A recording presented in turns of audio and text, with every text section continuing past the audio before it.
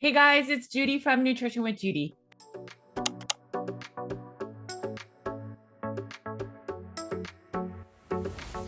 Thanks for joining me today. While you're here, please make sure to like and subscribe. My name is Judy Cho, and I'm board certified in holistic nutrition. And I have a private practice where we focus on root cause healing, and it often starts with the Carnivore Cures all meat elimination diet. Today, I had the pleasure of sitting down again with Robert Sikes. He's been on our channel a couple of times, and we talked a lot about just building mass, losing weight, and doing reverse dieting so that you can support yourself to have a nice body or a healthy, nice body. So if you are interested in that conversation, this is not the conversation for you, but I will put in the show notes our past interviews. This conversation is all about entrepreneurship, business, building your own business, and what it takes to be a successful entrepreneur. We talk about coaching and when you start feeling change and healing with eating a carnivore diet, how people then decide and want to become coaches and what it may take from our opinions of what it takes to be successful. Robert Sikes is the founder of Keto Savage Coaching and also the founder of Keto Brick, and he's an accomplished keto bodybuilder. Robert also has the popular Keto Savage podcast as well as YouTube channel, and he has the clothing brand Live Savage. Robert has a lot of other companies that he mentions on our interview because we talk about all things business. So you can find more information about him there. I think they even have a homestead channel that you can check out if you're trying to build your own homestead. Robert is a jack of many, many trades, but he also gets very niche and he talks a lot about that in our interview. If you are looking at changing careers and finding your passion and pursuing your passion when it comes to what you will do for the rest of your life or your purpose, this is the interview for you. I hope that this conversation brings you a lot of light, but also a lot of realities to what it takes to own a successful business. Let's get right into the interview. Hi, Robert. Thank you so much for joining me again on my channel. I will link to all our old episodes. I think, is this our third one? I don't even know. That sounds about right. Yeah. Okay, so I think it is, but I'll put that in the show notes. But today, our conversation is going to be pretty different. I wanted to have you introduce yourself from your business perspective of being an entrepreneur, coach, and I guess an advocate in general. Yeah. Yeah. So, I mean, I love business. You and I talk business every time we're together. So it's I know. excited to do it on a recording now. But yeah, as far as like a quick little intro on my life from a business standpoint, I'd kind of always wanted to be in business. I'd had multiple failed business attempts. And then after I graduated college, I went the corporate route. I was a train master at the railroad after I got my degree. And I was in management. I was working in a small desk and it just was never my thing. I tried to get into real estate while also doing that. Got my real estate license with the intention of flipping houses and buying rental properties. And all the while I was continuing to do my natural bodybuilding and, pursue the ketogenic diet. And then I just decided, you know what, I'm going to totally deviate from the standard path of corporate America. I'm going to not go the traditional route of, flipping internet businesses and whatnot. I'm going to just double down on the things I'm passionate about, which is the ketogenic diet and natural bodybuilding. And that's how Keto Savage was born. And that's kind of morphed into all the different business entities that I have now. But that was pretty much the root cause of it all. That's crazy. So I didn't know about all of your other businesses. Was it the love of business or building things? Was it the desire to make a sustainable income? Like what was all of that? And then what led to Keto Savage? Yeah, kind of a combination of all the above. So my uncle owns his own business, and I was like, I'd work for him during the summer, and I just loved to see him hustling on his own thing. That instilled a lot of desire in me. My cousins owned their own business, and they were really successful with it. And I just didn't want to be beholden to a 9 to 5 job doing something that I wasn't truly inspired to do. So I always knew that I wanted to own my own business. I wanted to make my own money and not have it be capped by, a set salary or anything like that. But I didn't really know what that business would look like. So I dove into everything. Like I tried to do Amazon sales. I tried to do a first attempt at a book way back when. I tried to, flip things and drop ship things and just do a lot of things that you hear and see in the get rich quick schemes of business. And it wasn't until I totally moved away from the get rich quick scheme and just started doubling down the long, arduous road of doing it the right way that I actually started seeing some success with it. Yeah, so let's move into the success stuff. And I want this to be a conversation. So I'll share a little bit of my thing. So I had like the opposite experience as you. my parents were always entrepreneurs. They had stores, and then they also had a contractor. My dad was a contractor, so he was, I think it was 1099, but he was always his own business and his own schedule. But they were really, really ethically, I guess their work ethic was just really to a level that, I've learned to work as hard, if not maybe too much. But Mhm. seeing them, and then my brother had a store and it was very successful. And I thought, oh my gosh, I never want to work as much as you guys. And so I wanted to never get into the entrepreneur space. And I told my parents, I was a consultant and I will stay in the corporate world because I don't have to worry after I leave the company, or like after I leave my desk job, of are the lights on or anything. And I get to just work a basic amount of hours for a decent living. And then Mhm. I got sick, and then I ended up falling into it on accident. I just wanted to help people, but not realizing, oh my gosh, I'm falling into the entrepreneur world. So it's interesting that we both had exposure to it, and then it just led us, I guess, eventually to it anyway. But what do you think makes you successful, right? Like what do you think it was about Keto Savage that makes you more passionate and more successful than any of the other endeavors you've done prior? As far as compared to the other endeavors, like it came from a sense of necessity on my own part. Like I was struggling with disordered eating tendencies and I hadn't got the whole diet thing figured out. So there was a high demand for my own personal being to get that dialed in life.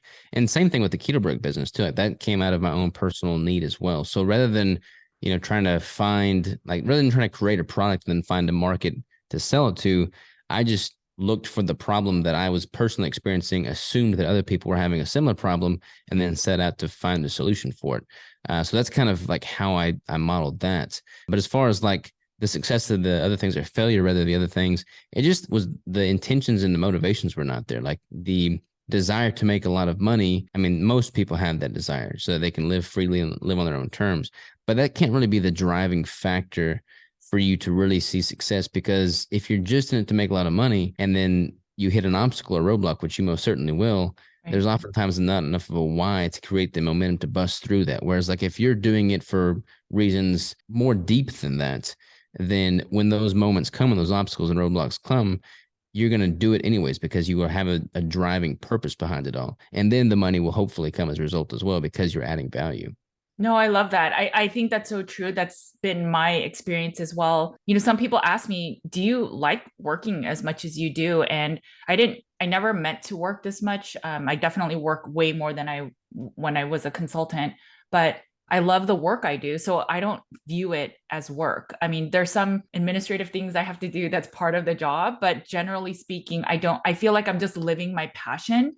And sure, sometimes it's busier than other times, or there's more hard work involved, but generally speaking, because I love what I do, even if I run into hiccups, it's not oh, I have to just do my job, but rather that I'm just trying to, I feel like we're playing this game and we're just trying to get to the end or get through a journey, and the journey may never end, and that's just the beauty of it, right? It's just, what do we make of our journey to make it this incredible thing, and then build things for other people to benefit from and be supported from. So I can totally relate to that. I think going Okay. into business without having this, finish line mentality. And that's the same thing with like body composition and health. Like you don't really want to have this finish line mentality of, hey, when I reach this weight, it's done. I'm over. I've met the Right. goal. Same is true with business. Like you don't really have you don't want to have like a certain number in the bank account or, a certain amount of financial security to say, okay, now it's done. I've reached that point. I feel like finding a lifestyle that you would truly enjoy doing to the point where you would not want to deviate from it is going to be much more sustainable through and through, and you're going to add more value over time, and it's going to be more enjoyable. So yeah, I don't have a finish line mentality at all. Same, same. So then what drives you? So what gives you that passion every single day? Yeah, I mean, honestly, I just the clock is ticking. Like I'm going to die, and I want to know that I made an impact, a positive impact. I want to leave the world a better place than I found it. And that sounds very, abstract, and I guess it is, but there's like this thing in me. I've been trying to quantify this too. There's like this driving force in me that I can't even really put my finger on that just tells me that I'm destined for more than I'm doing, and I have to keep pursuing that. And now that I have a son, like I look at him and I just want to to add value for him. Like I want to create a better environment for him to grow up in and see the work that I do as a vehicle for success and recognize that, hey, when you put your mind into something, when you put your heart and passion into something and you put the work in, then you can build it to whatever you want to become. I want the business to be a vehicle for him to recognize that you can get out of life what you put into it. And that drives me quite a bit. I feel that a lot of the internet shows this get quick rich, right? Like overnight, if you do something with your YouTube videos that you can get 10,000 views from your, I see all these ads all the time. And I just think that's not the truth about being successful. I think people think it's so easy. They did one reel and they got millions of views, or they did this and it's just so easy. But I don't think it is that easy. And I just want to hear your thoughts about, how much hard work do you really put in to make Keto Savage as successful as it is? Yeah, like I am definitely not the get rich quick. Like since I had so much failure with that before, like I've just gone a complete 180 from it. Like I don't even look at it if it's promising results in, minutes, days, or hours. Like I get excited when I hear that it's going to take 10 years to see the fruits of your labor. Like that's what drives me. My superpower is just this bulldog mentality to put my head down and get to work and grind for as many years as I need to. So that's where I shine. But as far as like the get rich quick mentality, like it's never that easy. Like there are no overnight successes that I've come across. Like people over sensationalize things and they popularize things, and social media is great at doing that and showing the highlight reel. But there's so many things that I've put in work for that people have no idea about. Same is true with you. Like people look at you stepping on stage at a conference and speaking on an entrepreneur panel, and they just assume that you've got it all figured out from the get-go. But like they don't know the long hours that you've put in. They don't know the long hours that I've put in. And it's really easy to be an armchair quarterback and say, hey, you should have done it this way or that way, or what money you have now you can invest in this or that. But like when you've bootstrapped it from the very beginning and you know what's yielded the results and what hasn't, you just have a much better pulse on the success and failure and foundation of your business. And then you can move forward much more strategically. How do you keep the mindset of you're saying that that's a blessing, first of all, to be able to say, I'm going to stick to this for about 10 years and just work hard and see what the outcome is. A lot of people don't have that. I don't know if it's bandwidth, but definitely the runway. Maybe financially they need the money to come earlier, or maybe they just get tired of whatever they're doing. How do you have the grit and perseverance on a day-to-day basis when sometimes it's just you're grinding and you don't see a lot of fruit from it? How do you keep going? Well, time is going to pass anyway. It's like, there's not going to be a push pause button on time. So you can spend that time working for somebody else and building up their business. And if you need the financial means or, money to pay for yourself, your groceries, your food, water, and shelter, your family, then maybe you have to go that route, work for somebody else for the time being. And that's fine. Like, I don't want to ever turn my nose up to people that are working for somebody else. But if you're working for somebody else and you're complaining about your life, and then you're spending the remaining hours after you clock out at the end of the day watching Netflix videos, then you're not really making the most use of your time. So multiple times in my life, I've worked 4 jobs at a time. One time I was working 5 jobs at a time.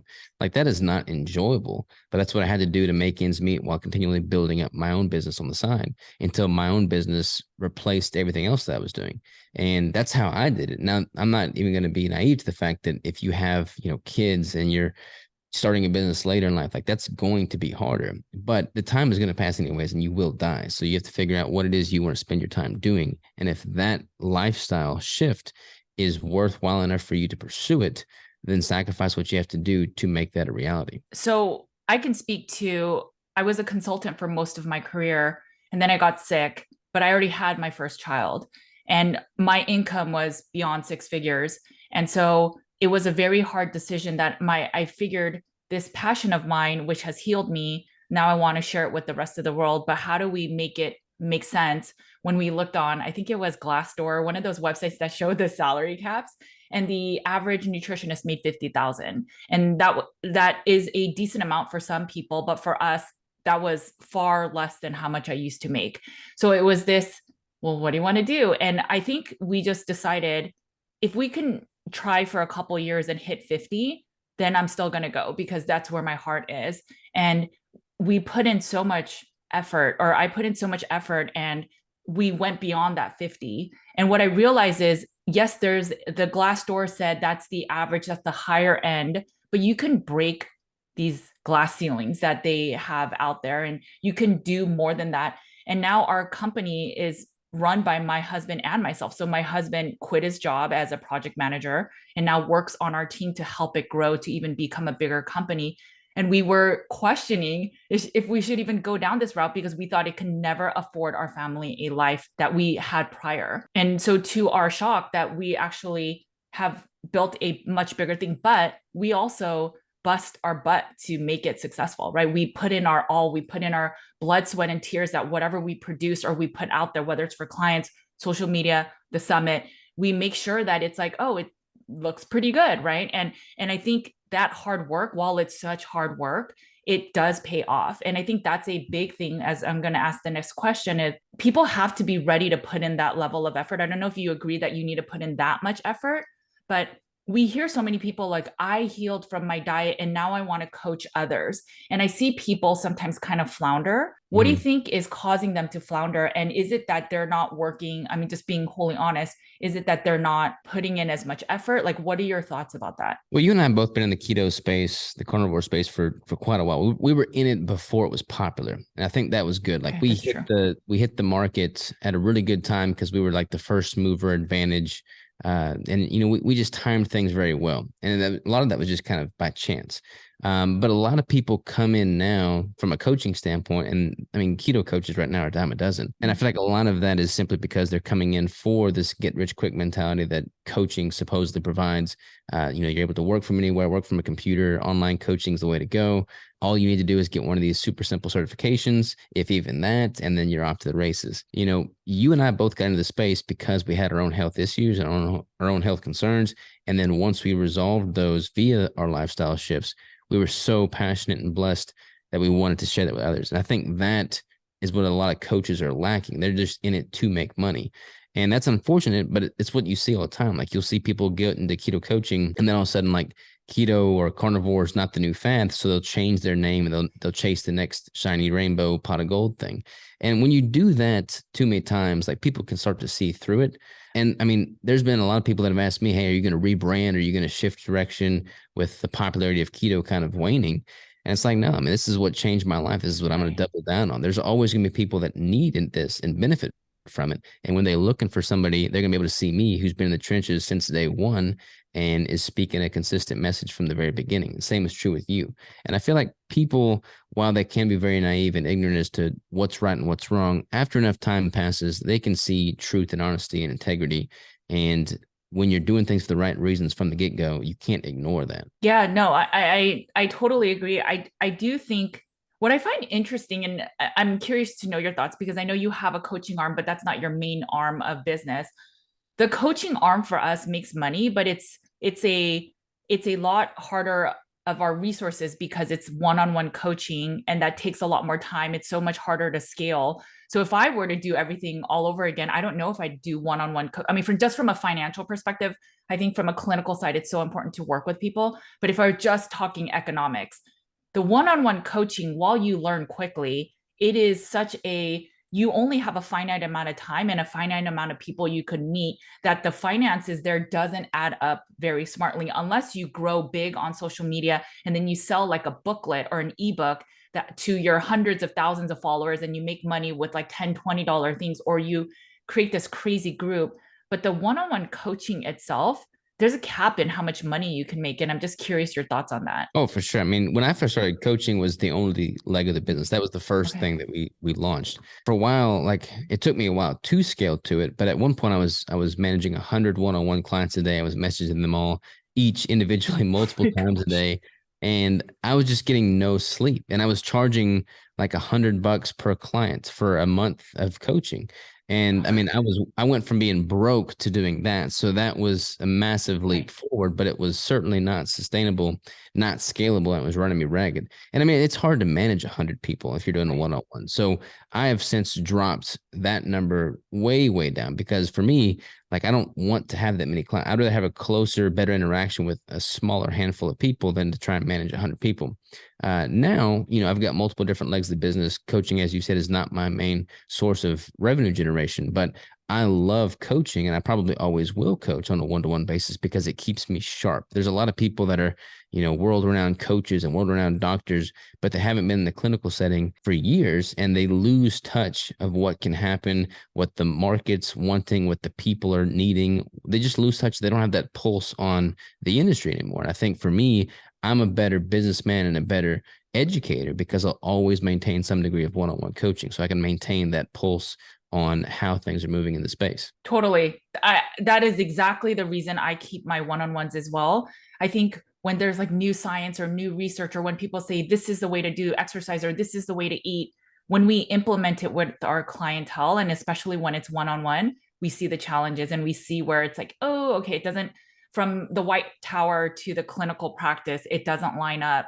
And you'll always see nuances. And that's where I can advocate so hard for what I stand and believe in on like social media, because I see it in my clients. Otherwise, it would just be an N equals one. And as I'm healing or healed, it's harder for me to make a case if someone says something else. But then in my clientele, I see actually that's not true. And liver does affect people, or something else does affect someone. And while the science shows that it's super beneficial, there are nuances. And I totally agree with you. I think that's where you stay in touch with reality when you still work with one-on-one individuals. And I think in social media, like the big flaw I see, which I know it makes sense economically again, but the bigger somebody gets in the wellness space, the less they work with one-on-one individuals. So they don't almost work with anybody. So now they're sharing stuff from a idealistic point of view, or the next best literature in science, but they don't work with anyone again to see if it actually plays out. Yeah, I think being able to work one-on-one is so key. I mean, especially for people that are doing things that are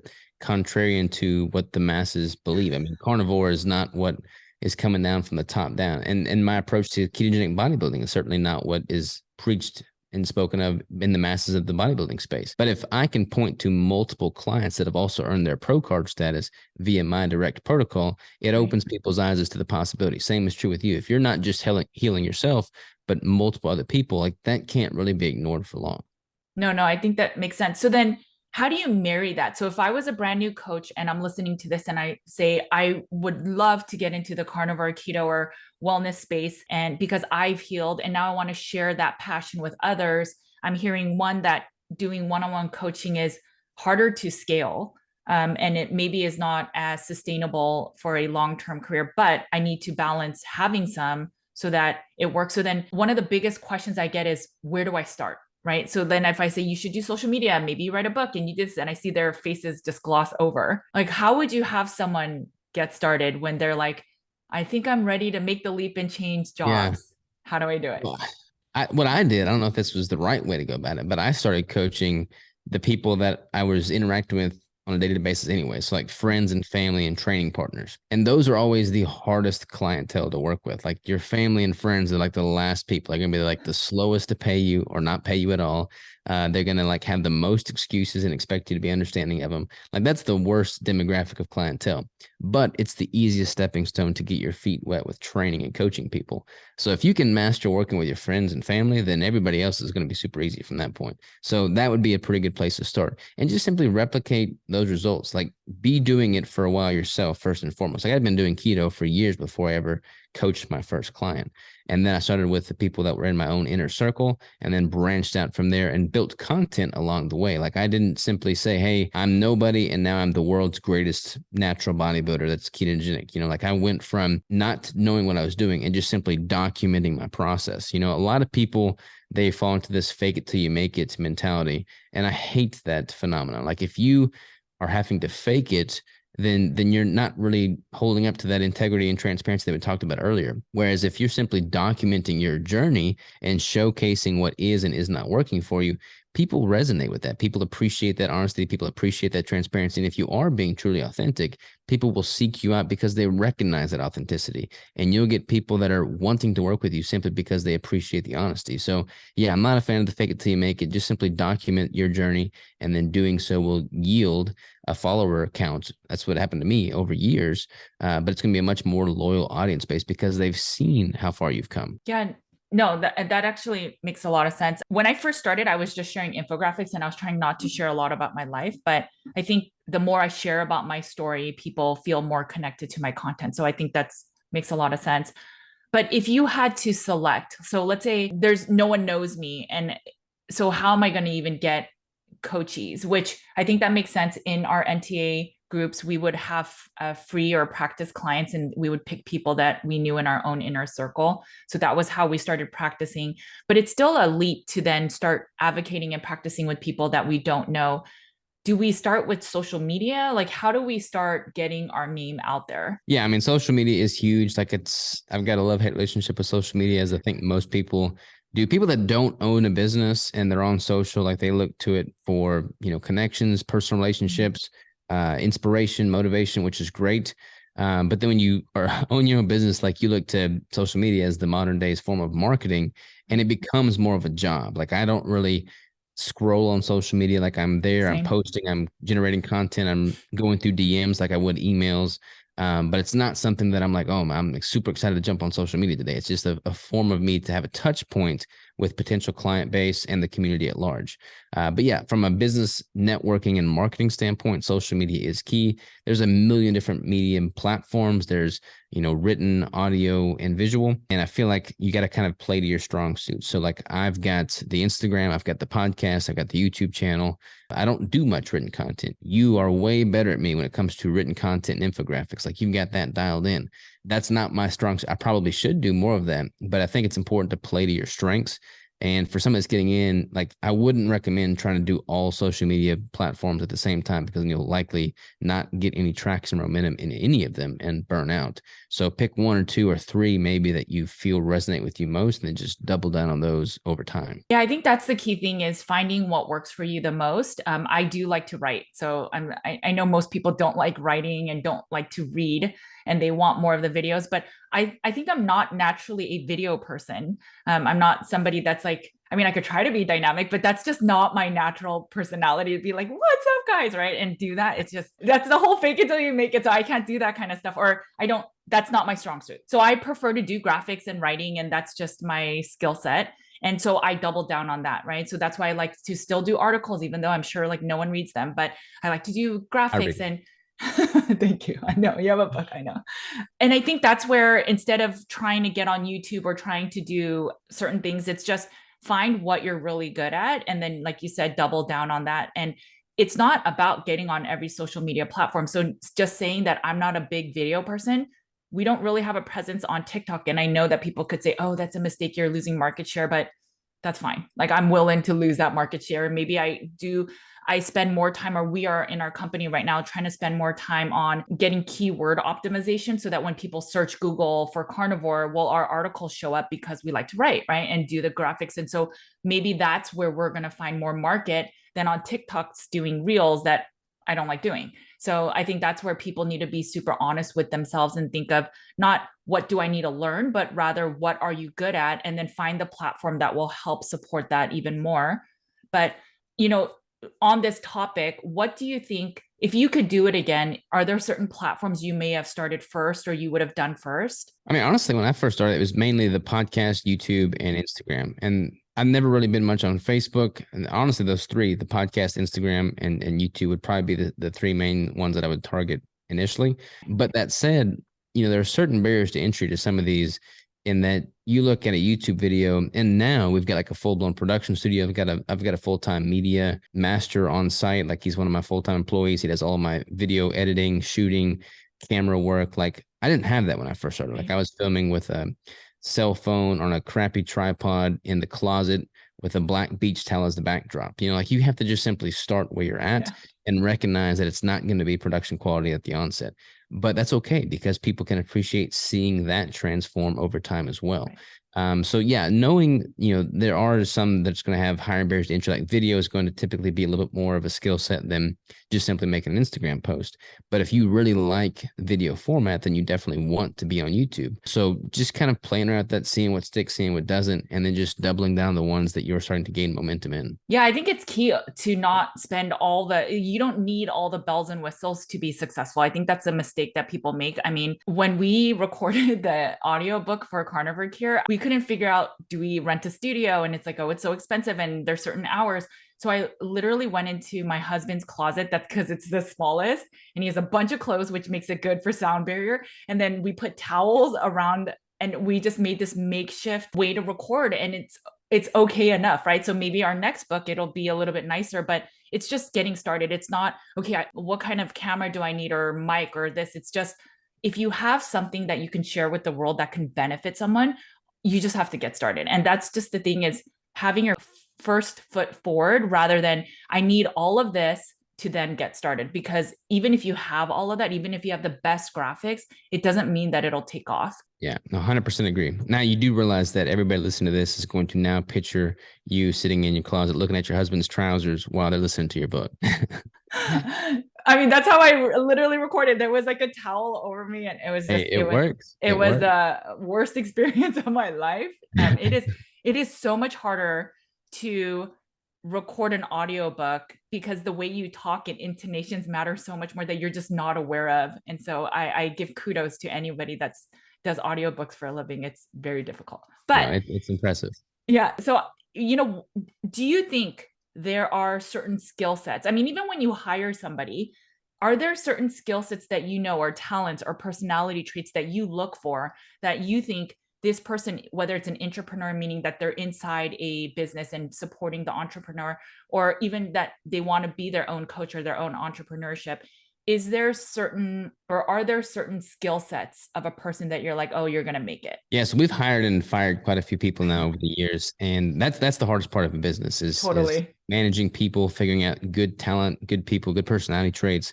And I could speak very easily to what are not good traits. When it comes to what are good traits, honestly, it's not really so much the skill sets. Like I can train somebody how to make a keto brick. I can train somebody how to edit a video. I can train somebody how to upload some content.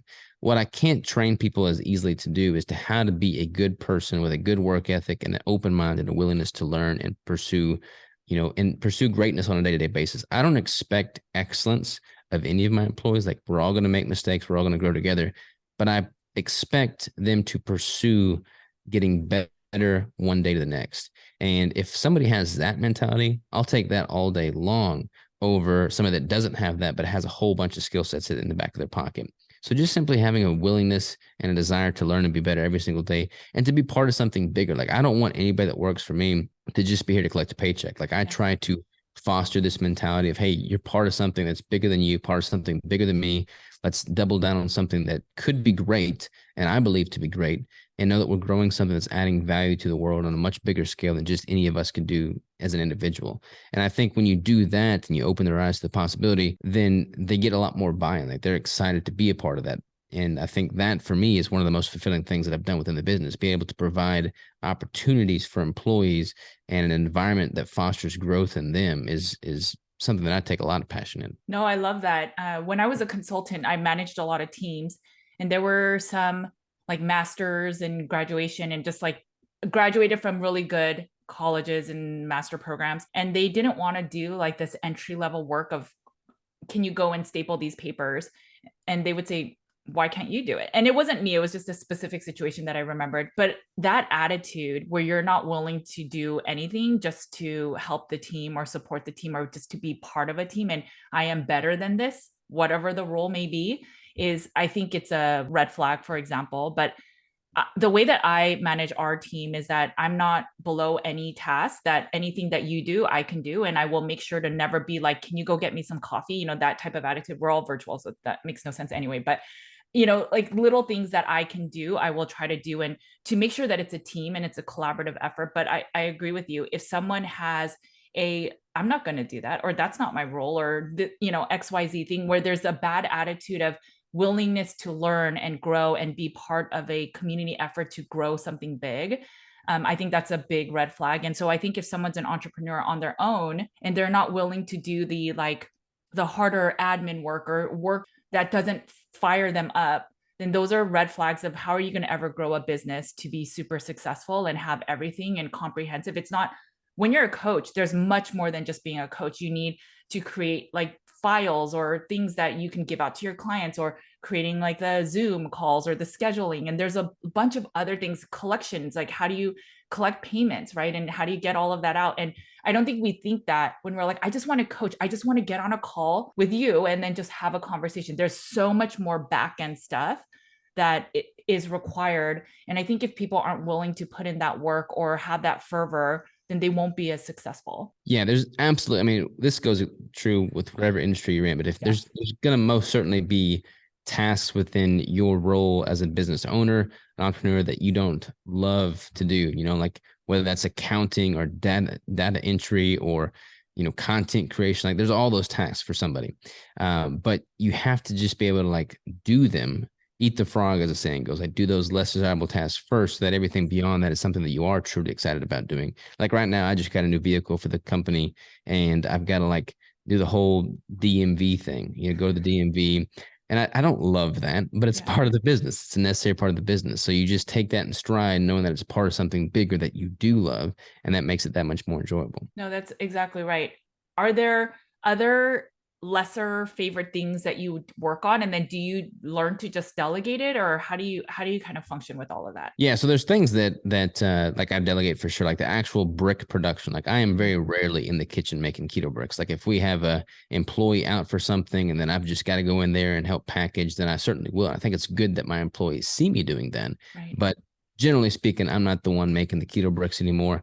I'm not the one doing a lot of the cleaning of the facilities and things of that nature. I certainly do it, and they see me take out the trash and things like that. But I try to, allow myself to be focused on the things that are going to be moving the needle forward from a strategy standpoint. So what are the big bottlenecks of the company now? How can I overcome those? How can I change this from an X figure dollar business to quadruple that in the next 10 years? Like I want to be able to just grow exponentially.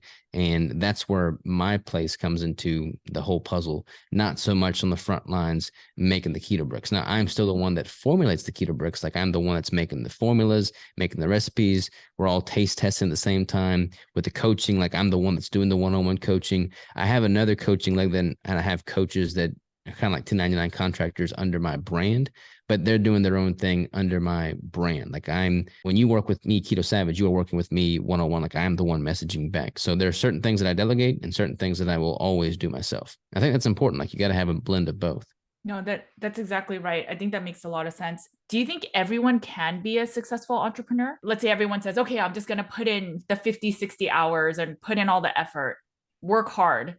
Will that equate to success? Not necessarily. I think everybody can be an entrepreneur, but I don't think everybody should be an entrepreneur. Like the goal of being an entrepreneur is again over sensationalized. Like people Totally. long for that, but they don't really recognize what all goes behind it.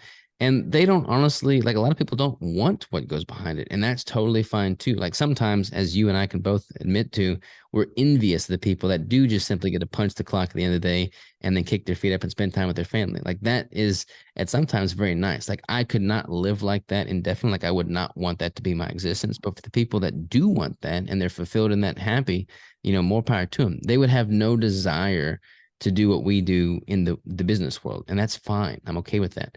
But for me, I couldn't live any other way. Like I could not subject myself. I mean, I could do anything if I needed to, but I had no desire to work for somebody else anymore and be at their beck and call. Like I want to take my skill set, my work ethic, and build my own thing in a way that I think can better benefit those around me and those in the community and those in this world.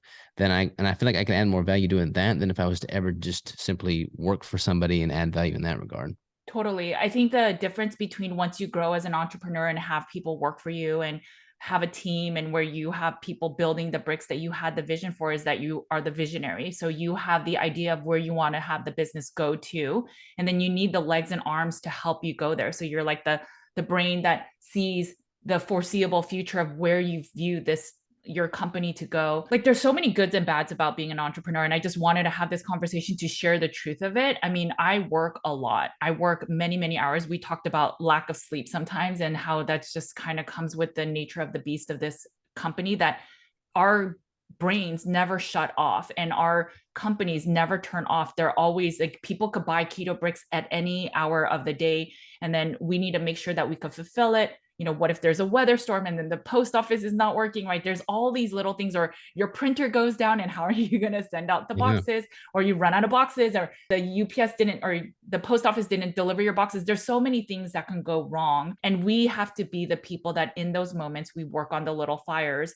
while also trying to figure out how do we make sure to feed our teams, right? Financially support these families that we're now taking care of, but also making sure that our clientele or the consumers are being supported, right? So if they wanted something different or a different flavor, that they are making sure that they are taken care of. And these little nuances that you don't see outside, it's as the visionary of the company, you have to manage not only the external people, but you have to manage your internal team and then manage your family and then manage the business to make sure that it is chugging along. So there is so much.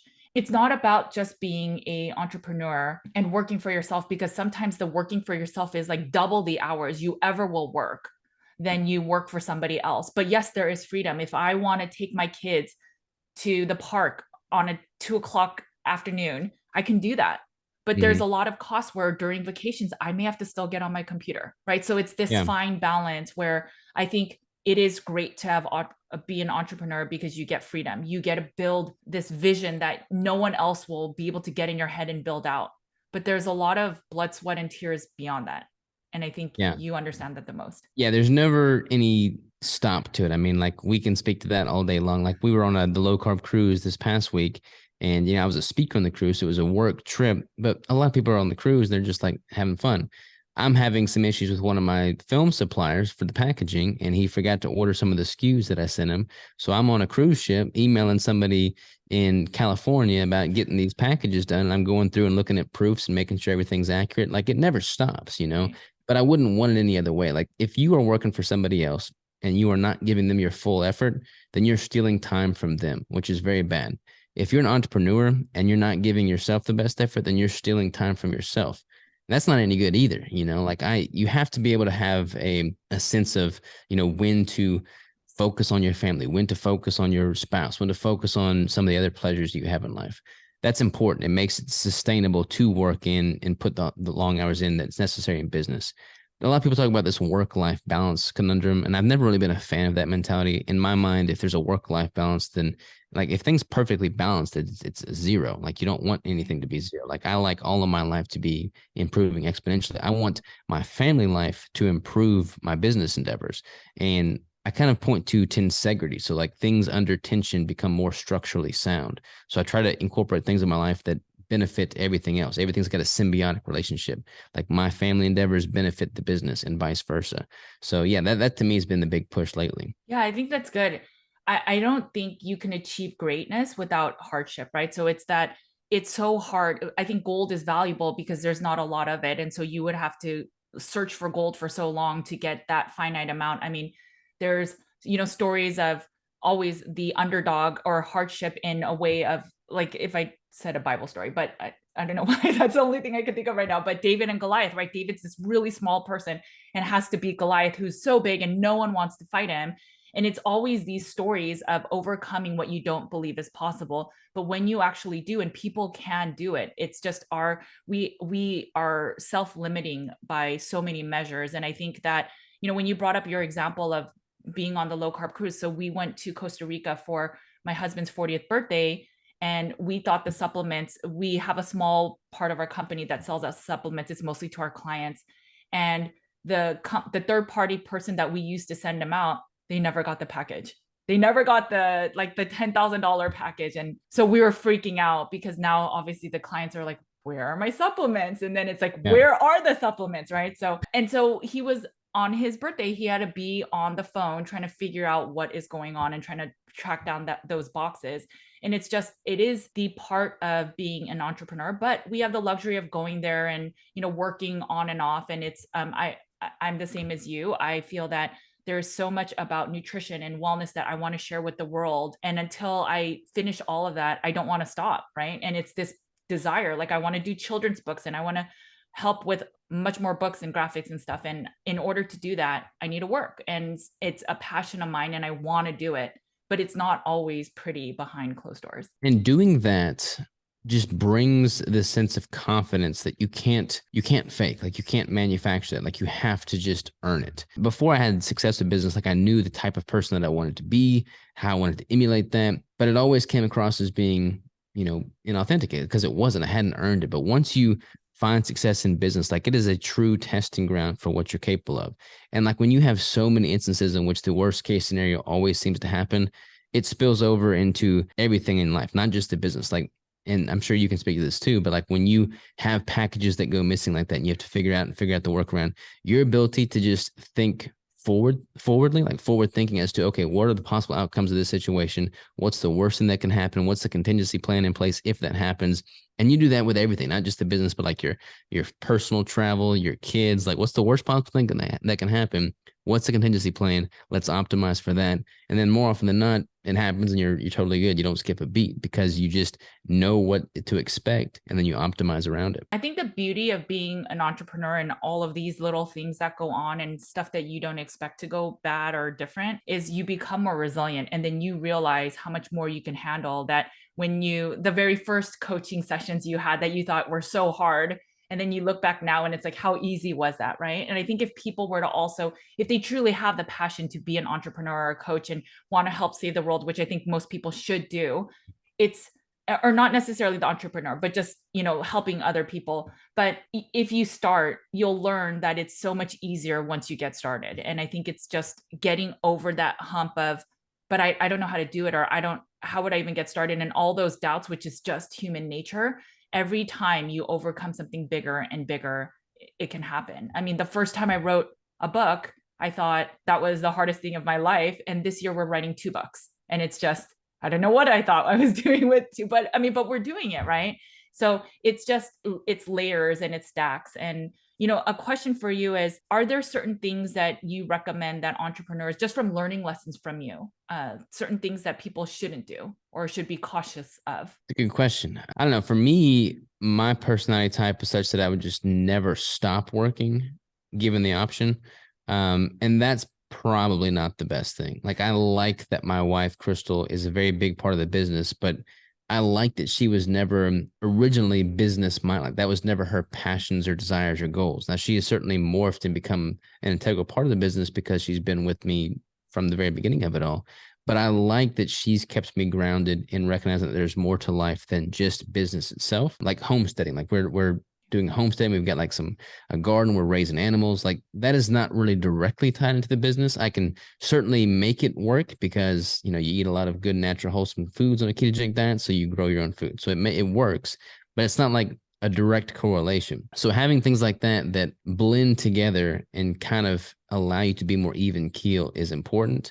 And then also too, having a relationship with what is enough. Like, as a businessman that has seen some success, and I haven't reached the success that I want to by any stretch of the imagination, but like, it could be very easy to prop my feet up and say, all right, I'm good, I'm comfortable. But at the same time, it could be equally as easy to never prop my feet up in the first place and never be comfortable. And I feel like you need to be able to know, I think it's good to have some source of contentment in life, but not necessarily satisfaction. Like, I always want to maintain this hunger, this drive to keep pushing forward and keep being better than I am currently. But at the same time, I don't want that to be the cost that kills me. Like, I want to be able to appreciate the moments and recognize that while I am hungry, I'm not at the point where I can't take the time to appreciate my son walking for the first time. Like, I need to be able to have that in my life too. Yeah, totally. I think it's so important. Just colleagues of mine or friends, I always wonder, when is it going to be good enough? Right. So I always try to reflect on my own life and think that, I was sick. And I think that's the blessing and curse of what happened to me. So that if I died tomorrow, I would be fine. Like, that's how I truly feel. So I would love to get out all these books and graphics so I could help all these people. But if I died today, I would be okay with that. I know that my kids have a foundation. We have a little bit of that security for them. But I have to always remember, is it really like, am I chasing something that's going to bring me fulfillment or happiness? And I know that I'm not. And I think that's also key too. Like, I think because I got sick, I don't think of, I just need that $1 million house and then I'll be happy. I'm only working towards this one thing. And obviously we have to have goals and metrics in our business to reach certain dollar amounts or to impact certain amount of clients. So those numbers are good for targets to know that you're growing. But I'm saying that that does not drive me to want to do the things I do, because then if we don't hit those targets, if we're not happy, or maybe we do hit it and then we realize that's not what brought me happiness, and then you have to keep chasing something else. Am I making sense? I just think you have to be happy with today. And if you're not fully, not to say you have to be fully content and life is grand, but just that you are content with where you are and you know you're working towards something, but then knowing that that towards something is not what you feel will truly then make you happy. Yeah. And then I think, from a personal standpoint, like I like that we live below our means personally so that Same. I can pour money into the business. Like I like the fact that we live in a little bitty tiny house and we're on 5 acres of land and we have chickens. Like I can get this big ball in a house if I wanted to, but that's not even my style. I have no desire to do that. I don't want to do that. I don't want to have the overhead of a higher mortgage payment. Like I just don't want that. I don't need that. That's not what brings me happiness in life. Right. I would rather focus that effort on building something bigger than me. And I think a lot of people get into business and they have this itch to, compete with the Joneses, so to speak. And that's going to make the business more of a job because then you get caught in these golden handcuffs, they say, where you pretty much have to keep growing the business in order to keep up with your added payments every month. But if you just simply don't live like that and take pleasures in the things that you do have and find satisfaction and health and happiness and fulfillment elsewhere, then you'll never have that problem to begin with. Totally. When I was a consultant, the partners made, I don't know, 3 to 500,000 per year. That was the average, and you have to buy in. And the thing I saw in it, as I was in consulting for at least 12 years, and that's a very long life cycle of being as a consultant. And I just saw that every single person was either medicating with food, medicating with some type of like prescription drug, or medicating with alcohol. And so I just thought, geez, like they're so wealthy, but they're all unhappy, right? They're either, and I'm not saying that medicating is making you unhappy, but some of them, the older men and partners would say, oh, like I love going to these dinners because I get to live an alternate life from my family home. And that just sounded so, and I wasn't married then and I was younger. And I just remember thinking, gosh, like the future looks so grim looking at these people's lives. And I think it's because maybe they think, and all of them were, trying to beat the Joneses where their kids were going to nice schools, they had nice phones and nice cars and etc. But none of them seemed like, I want to live your life in the future. And I think that was one of the warning signs to me before I got sick of, I'm probably in the wrong industry, because I saw people were not happy, even though they had probably the best jobs that anyone in America would want. Yeah, I noticed the same thing when I was with the railroad. Like I looked at the people that were at the very top of the ladder and they all hated their day to day. And it's like, look, I have no desire to have any part of that. Like I would much rather make much less and then be excited about waking up every single morning. And if I make more, then great. I won't complain with it. That'll make me have a bigger impact. But I don't want to be beholden to a financial figure in order to just keep up with my current lifestyle expenses. Like that's just a trap. And same thing is true with regards to take on a bunch of outside capital. We haven't even talked about that, but a lot of companies will take on outside capital, angel investors, venture capitalists, and then you're beholden to their requirements. I've got a great friend who had a very successful business, took on outside capital. They took an ownership stake and fired him from his own business that he built from the ground up. He's since bought that back and is going to be able to try and breathe new life into it. But you got to ask yourself what you got into this in the first place for. Like, if you got into it to live a happier life and be more excited about the day to day, you can do that with much less money than you think. Totally agree. I'm always hesitant about getting another investor. I have a similar story of a friend. They built a multi-million-dollar business. They wanted to grow even faster and got an investor. And long story short, because of COVID, because of that bad investor denying lots of things during stakeholder meetings, they went bankrupt.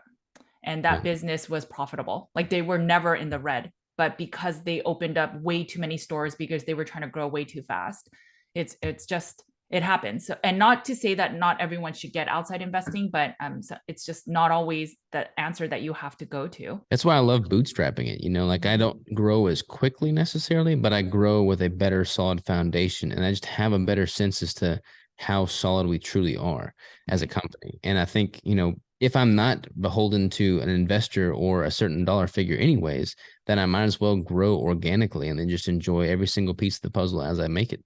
Yeah, totally makes sense. Are there any resources like books or people that you want to emulate that you've looked up to in the business world that you would recommend people listening or reading or watching? So when I first got into the business and started doing content creation, the big driving factor for me there from a resource standpoint was Gary Vaynerchuk's book, Crush It. I haven't really listened to him much lately because he says a lot of the same thing, which is great because the message is still true. But his original book, Crush It, was great because it kind of just allowed me to see the benefit of creating content and documenting rather than trying to create something from scratch, like simply documenting the process. So that was a really pivotal one for me. Other resources, shoot, the thing about books and resources, and I kind of learned this lesson the hard way, like you can have this, you just get so inundated with information that you fail to take the first step. And I was reading, like I've got bookshelves full of business books, and I was reading them all. I was taking notes. I was just having paralysis analysis. And I feel like at some point you just have to simply dive into it. So there's honestly not a whole lot of books that I would say, hey, look, you got to read this one before you start. From a content standpoint, the book Crush It's a great place to start.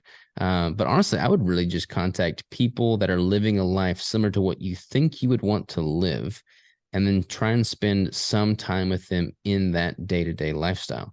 Like if you have a relative or a person that you look up to that's local to you that is pursuing a career path that you would like to aspire to do, then just simply work for them for free for a day. Be the one that fetches their coffee. See what their life looks like. That's going to tell you a whole lot more in a couple hours than any book ever could. Totally. There's a few things that I've learned from people that will say, as long as your message has some level of empowerment, education, or inspiration, or like entertainment, it will do well. So I think beyond that, it's just putting in the work, right? Making sure that every single day that you're working towards whatever business you're trying to grow. So if you're assuming that like a really tangible way I talk about this a lot is if you're trying to make $60,000 as a coach, then what does your price point have to be? And how many coachees do you need in order to then make that 60,000? And then you march towards tangible numbers. So if one person then becomes $100 or a $100 piece, then how do you find those types of people? And it's just putting in the work every single day. It's not just looking on social media and scrolling of like, what's the latest trend? And I need to jump onto that. I think that's actually a waste of time, to be honest. So I just think it's putting in the effort, and then over time that fruit and labor will come. But you have to, I think the biggest thing that I've learned over being on social media is your service has to be good. Like it's not just that you're popular on social media. People will buy your stuff. And if it's not good, you'll never have a repeat customer. And if your customer is not repetitive, the problem is that as you grow, your overhead is more expensive because you have more staff. And so for every keto brick, for example, you make, you need a repeat customer, because to acquire one extra customer costs more money than when you were super small. And so knowing that your product better be good, your service better be good. And so I drill into my team, like we need people to leave us and say, you know what, they didn't fully fix me because I still need maybe a longer time frame, or maybe I needed something else, but they did at least fix or support X of me. And I grill it into them of, we need to make sure that people leave us and they feel I was supported, I was heard, my needs were met in some aspect. But if we just are like, yes, we got a sale, and then we have a crap behind the scenes, it will, over time, it'll bite us in the butt. Yeah, you got to really be a disruptor in the space. Like you want to be offering so much value that people can't help but talk about you. Yeah. That's what I've tried to do with the coaching. Like when I was first getting into bodybuilding, I hired a coach, and the way he would work is he would email me once a week with like just some simple macro adjustments, which to me I thought was very removed. Now, like I message all my clients from the very beginning every single day throughout every single week, except for Saturday and Sundays. I've learned to take Saturdays and Sundays off from messaging my clientele. And I've tried to instill that for all the coaches that coach underneath me. Like, be somebody that has multiple touch points with the people so that they feel like you're connected to them. When it comes to the keto brick business, like I want it to be a disruptor rather than making just another snack bar with subpar ingredients that you can get at any grocery store. I wanted to make the world's greatest performance product. And I truly believe that it is just that. Plus it's 1,000 calories. It's got a cheaper cost per calorie than you can get in any bar. And it's like the highest quality ingredients that you can get in a bar. So it is a very much so unlike anything else out there. And that's why it's had the success that it has. You can spend, 2 years making a great product that you then don't have to spend the rest of your life marketing, or you can get a product out there really quickly that doesn't have anything going for it. And then you're going to spend the rest of your life trying to market it. Like you just have to reverse engineer and then add more value than anybody else is. And then people can't help but be an advocate for it. Totally. I think that when I first released my book, I committed to a date and I knew that the book wasn't 100% ready and it was so hard, but we made the decision to release it and we knew there were some mistakes in there. And it's the hardest thing I have to look at because I've never looked at my book again because of that. It's just, as a perfectionist, it's so heartbreaking to see like little errors here and there. And so in turn, the second book, I know that I don't want mistakes in there. I want it to be good, but it's taking longer, right? And it's just, you don't want it to not be good enough because then you'll have to always go back to the drawing board. And for a keto brick, it's you would have to keep reformulating because people are complaining about this or that. And it's, if you take the time in advance and you work on an ingredient or the perfect whatever recipe for 2 to 3 years, and then you finally perfect it and it gets out there, then it's all about making sure to market to the right people, but you know your product is solid. And Yeah. then you don't have to worry about, oh, well, we just need a X amount the people that hear about it because they will, you, the power of people recommending on their own is so much more powerful than you'll ever be able to do by marketing. Totally. And you have to realize that you can't be all things to all people. Like we've had success Yes. by going very ultra niche with things. Like I do ketogenic natural bodybuilding. That's a pretty niche endeavor. The keto brick is a very niche specific product. You know, carnivore and your book is very niche as well. Like you would not do well for your overall industry if you tried to appeal to the vegan community and write a book that allowed for a lot of their philosophies towards nutrition. Like that's not who you're marketing towards.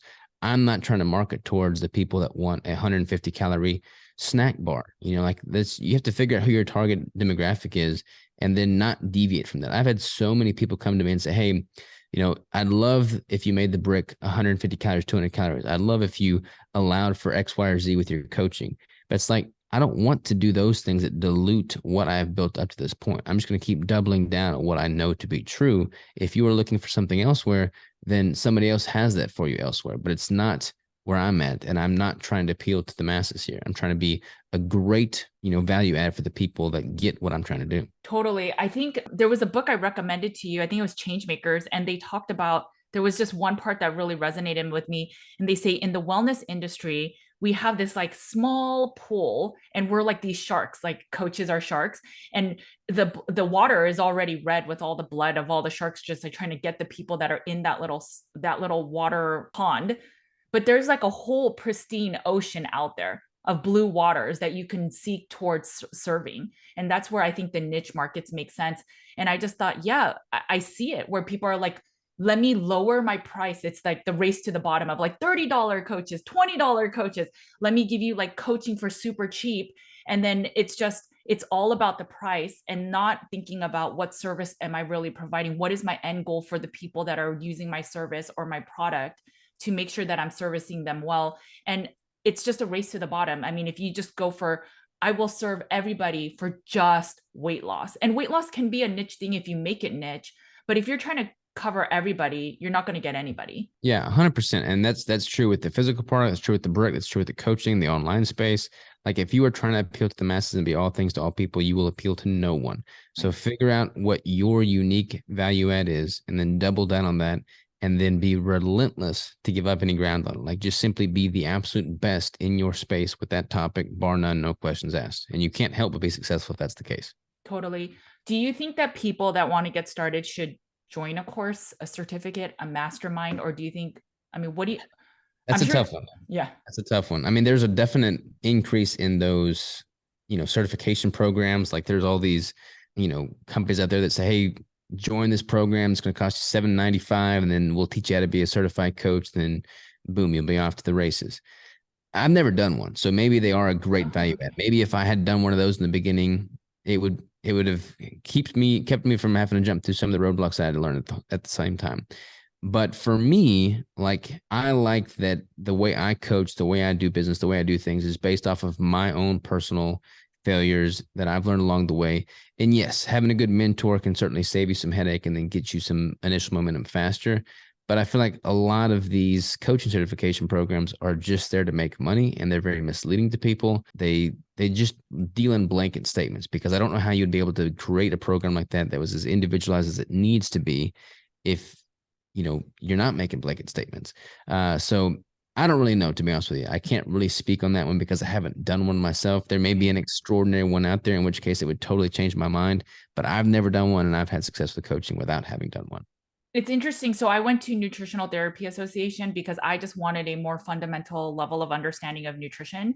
I literally knew nothing about nutrition other than I thought plant-based was healthy for me, and that's how I was eating. And I never even supplemented B12. Like that's how unknowing of nutrition I was. So I went, and then what I learned, because I did have the business background, was afterward, I just felt like there was a lot of selling at the end of, Yeah. now that you're graduating, here's an additional certification you could get from one of the NTA graduates. And I have interviewed so many different NTAs for our team. And what I learned is a lot of people don't have that confidence. So they're like, one more certification, and then I'll put myself out there. And so some of the people we were interviewing had like 10 certifications, and it cost them so much money. And yet they're not making any money yet, or maybe making $1,000 a year just on the coaching side. And it's so little. And it's just, when is it ever going to be enough time, or when is it enough that you feel confident? And so I would tell my team, even the first few people that I worked with, there was one that made me cry. And I said, I don't think I want to do coaching. Like, this sucks. And it just, you will feel that imposter syndrome for a little bit, but you have skill sets, you've learned enough, and it's just about helping your fellow neighbor. And maybe you have to do a little bit more research with the new question they came up with, and just be honest and say, you know what, I don't know, but my role to you, my duty to you is that I will find out and I'll get back to you. And it is okay. And then having each individual client or experience is what will allow you to build that confidence to then be able to go, look, I've learned this, or I know this, and let me try to help you. And that's how coaching can truly flourish. So I agree with you. I think it's not always about the certification. There's a lot of certifications that'll say this coaching gives you this success, but I know a lot of people that have done the practitioner programs that cost thousands of dollars, and they're not making any money. Yeah, I think it's important to have confidence in yourself and your abilities, and know that you'll be able to figure things out and have the ability to learn. But at the same time, you have to be able to keep your ego in check and Totally. be empathetic and be very open and receptive to feedback you get. So like, I've got one employee that's going to come back next week and do an exit interview. Like, he's moving to a different job, and we're going to do an exit interview so that I can pick his brain as to what I could have done better as an employer, what he liked, what he didn't like. And you got to do the same thing with your client base. Like, I have a feedback form that I give to my clients when I stop working with them. Like, hey, I really value your feedback. What could I have done better? If you think you're great at communicating and you're communicating frequently enough, but all the feedback you're getting from multiple people says, hey, I feel like we're disconnected, I don't feel like we talk enough, then obviously you need to keep your ego in check and recognize that, hey, maybe that communication's a component that I need to work on. But if you Totally. provide those feedback forms and are open and receptive to it, I mean, that tells you incredibly valuable information. Yeah. Yeah. No, I totally agree. I think that's where, again, that goes back to the one-on-ones. It just keeps you in reality and just allows you, because I think one thing that social media does, which that's why I don't take too much heart into it, is when so many of the people that are following you say, I love your content and everything is so good. I totally agree with that. You start to believe that what you're sharing is 100% absolute. But then when you work with clients, that's when you see the reality. So Yeah. I totally agree. I think that is a benefit of working with one-on-ones too, just to get that ego check, to make sure, is it really helping everyone, instead of the mega fans that are telling you that what you're saying is 100% legit, but it probably isn't. It Yeah. isn't for anybody. And you can't, like I said, I don't really consume much content on social. Like, I'm more creating, and then I'll post and ghost, as the saying goes, because I don't spend a lot of time just like deciphering through all the comments and whatnot. But at the same time, I think it's very valuable to consume content from varying sources, So like, I'll follow Lane Norton, for instance. Lane Norton is oftentimes not really in the He's not a fan. I know. limelight within the keto and carnivore space. But he's got a lot of clientele that are following his protocol that are seeing tremendous success. So I can't really discredit the success they're seeing, because he's got some sound piece of information. So not living in an echo chamber, not living with this dogmatic mentality towards everything that you're doing is key, because that open-mindedness and receptiveness allows you to be a better coach as well. Do you plan your like 1 year, 5 year, or do you just sort of have certain goals? Like, how do you plan your future year? That's a tough one. People have asked me, what's your 5-year goal? Where do you see yourself in 10 years? And it's tricky because, like, with business, like, I've launched businesses within a year of having the idea of the business. Like, there are some things that are very easy for me to like stretch out over time and see, okay, this is where I'm going to go with it. But there's some things that are totally spontaneous that I'm excited about and passionate about, and I just want to freaking rock and roll with it. So it's hard for me to have tangible, structured 5-year plans. So no, I'm not really great at that. I know the kind of life that I want to live in Sure. 5 years, especially now that I have a son, because I'll see kind of where they'll be at those milestones as they age and how much flexibility and how much capability I want to have as a parent. So I'm kind of structuring things in that regard.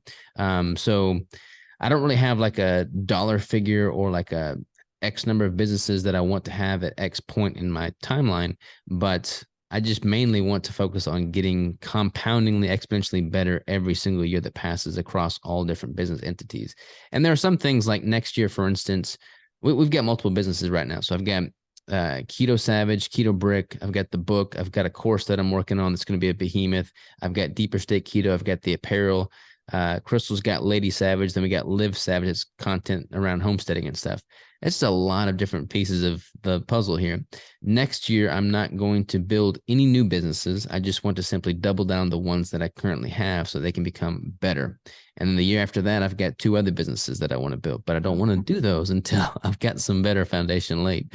So just kind of spacing things out in a way that allows you to not spread yourself so thin so as to reduce the quality that you're offering. Yeah, our goal next year, just because I think we took on a little bit too much this year, is to say no. So our goal next year is to say if it doesn't fit our main goals and whatever decision we make with that, if it doesn't fit, then we're just going to say no. Like our skills for next year is to learn to say no. And it's hard for me to say no, but I think that is something that we are trying to focus on, especially because our boys are a little bit older, and I just want to be more involved in their life and just like the day to day. Like if they want to play for an hour, sometimes we have every day I spend time with them, but they sometimes want an extra hour. And sometimes it's hard for me to say yes to that. So I'd like to open myself up and not be spread super thin. So that's like one of my goals, but makes sense. I think it's a great goal. So a question for you as we're closing, you are also adding a competition for you and you're prepping, and I see some of your posts. So what made you decide to do that? I know you already have your pro card. Yeah, so the prep, I didn't even mention the prep earlier. So I am 12 weeks into prep right now. And I competed in 2017, earned my pro card then. And then I'm trying to earn my pro card in a different federation this go round. In Okay. 2020, I did a prep, but then it got canceled right before the competition due to COVID. So I haven't competed since 2017. And like Keto Savage as a brand, as a business, like that was built on my competitive aspirations and what I was able to illustrate and prove through my competitive nature as a bodybuilder following a ketogenic diet. And I've gained a lot of new followers since 2017. I've built a brand since 2017. So I kind of want to bring that to the forefront again and show people what's possible when you're truly dialed in. And I want to reach a new level of conditioning that I've never reached before. Every single time I do a prep, I learn something more about myself. I become a better businessman. I become a better person. And I just gain so much more perspective. Like I take so much out of it, but it takes a lot out of me as well. So doing everything that I'm doing and then throwing a prep on top of it is somewhat suicide, but I just thrive in that chaos environment. My life is very structured. My prep is very structured, but we are literally traveling nonstop. Like there are quite literally 2 weekends that are at home until the end of November this Oh my year. gosh. And then like it's just total chaos, total chaos. But I love it. Like we knew this year was going to be total craziness, and everything's building the whole. Like the prep will ideally help as a facilitator to promoting the course. Once I launch that, like I'll be able to use the prep as an illustration of what's possible when you apply the principles in this course. So I think everything will again be symbiotic in nature and work well together, but it makes me appreciate the simplicity that next year will hopefully bring that much more. Yeah, that makes sense. It's just you have to build the foundation in order to be able to share. So I totally understand that. A lot of people will ask me, how come I don't service the beginners carnivores? And I just thought I want to tackle the hardest carnivores and the people that have chronic illness. And then we can support the beginner because we know like all the nuances for the harder people. And Yeah. so it's like building a foundation. So we didn't get to service a lot of people just because we're building this really niche group and supporting them and making sure like what are the levers to be able to support different carnivores. So I totally get that. And yeah, it's exciting. And I did 75 hard recently in my Nice. craziness because for the same thing, I thought I'm going to do hard, right? As crazy Yeah. as it was. But Yeah. Like for me, the more craziness I have, the more irons in the fire I have, as long as they all benefit the whole, the Sure. better everything else gets. Like if you are, what's the saying? Like an idle mind is the devil's playground or something like that. Like if you have nothing going on in your life, then you're not likely going to be making much progress with anything that you do want to make progress on. Whereas if you are just tackling life forward facing on all fronts, then everything else, again, as long as it's symbiotic in nature, is going to Sure. benefit and rise to the top. Totally. Yeah, I think another saying that I always think about is distraction is like the enemy. So you have to just think, and obviously, if it's adding to the whole, as you're saying, or it's holistic, then that's fine. But if there's something that's distracting you from doing, like I think a lot of the work that I do is for my faith, but if it's not supporting that, then it's probably a distraction. And I think with idleness, right, that can bring that distraction as well. So it totally makes sense. Yeah, totally. Love Well, it. where can people find all your company? I don't know if this is like overwhelming for people or if people like love it. I have no idea. So we'll have to see. But I think I get enough questions at this point of people want to change their careers. And I think it's a great opportunity, but you have to also understand that it's not these rainbows and unicorns as people portray. There's a lot of hard work for people to be successful. And it is super rewarding. It helps you build grit, but people just have to understand if you want to be successful. I think the more work and effort you put in, the greater it could be. But where can people find all your companies? Yeah, and real quick before I answer that, Yeah, and you could say the same thing. Like when before we started the business, we were working for the man, as they say. You were working much fewer hours than you are now, and you were more tired than you are now. that's true. Like when you start pouring yourself into things that you're interested in, you can see the fruits of your labor come to fruition. It energizes you in a way that you can't really get anywhere else. Like no amount of caffeine is going to fill your inner cup like being a part of something bigger than you that you are adding value to ever could. So yes, you're working more. It's certainly not sunshine and rainbows, but it has this weird way of just simply energizing you, which I freaking love. But to answer your question, all things Keto Savage. So ketosavage.com, Keto Savage on social for all of my endeavors within bodybuilding and content creation, and then ketobrick.com and ketobrick on social for the food product, and then the apparel, livesavageapparel.com. There's a whole bunch of websites, but those two are the main ones, Keto Brick and Keto Savage. Okay, well, thank you so much. And I agree with you. I think if you find your passion, and even if you work longer hours, it's not like I don't feel like it's work. Like when I'm creating graphics or I'm creating design or I'm helping or doing some new research, to me, it's like that's what I would do for my passion, even if I wasn't getting paid. So I think that's the difference. So if you want to do a business, maybe it's finding something that you're passionate about, because otherwise it ends up becoming a job.